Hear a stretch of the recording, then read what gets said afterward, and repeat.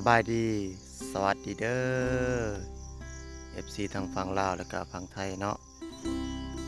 บรรยากาศยามเช้าๆเด้อพ่อแม่พี่น้องมื้อนี้ก็ได้อ้ายคำหลานมารีวิวให้เบิ่งมี FC ขอมาว่ารีวิวเถียงนาแล้วก็ทุ่งนาอ้ายคำหลานให้เบิ่งแหน่ว่าซั่นเอานี่พ่อแม่พี่น้องเอ้ยเด้เถียงนาก็ได้อยู่แก้มทางเด้อพ่อแม่พี่น้องเถียงนาก็ได้ภาพบรรยากาศเดี๋ยวสิพาพ่อพี่น้องลงไปทางทุ่งนาพุ่นแหละพี่น้องไป นี่ก็แม่นภาพบรรยากาศทุ่งไร่ทุ่งนาเด้อตอนนี้แม่นนายคำลานเด้อพ่อแม่พี่น้องนี่เด้อภาพบรรยากาศก็สิประมาณนี้ยามมื้อเช้าๆเลยตอนเช้าๆได้พ่อแม่พี่น้องนี่ก็ได้นี่เด้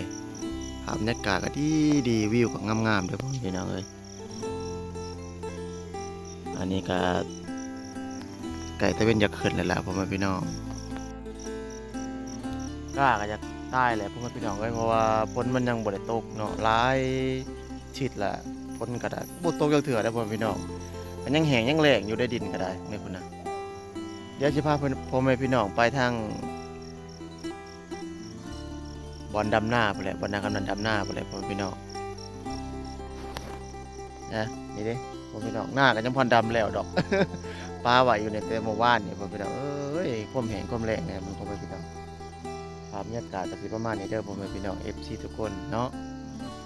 โอกาสหน้าโอกาสหน้าพบกันใหม่เด้อผมเป็นพี่น้องคำหลานขอขอบใจหลายๆเด้อ FC ทุกคนเนาะที่ว่ากดติดตาม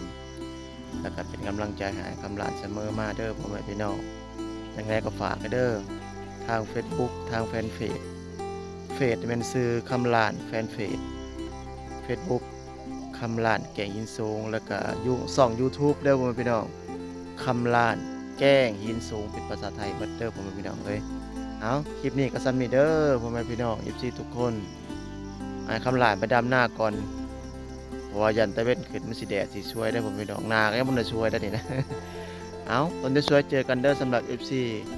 ขอขอบใจหลายๆบ๊ายบาย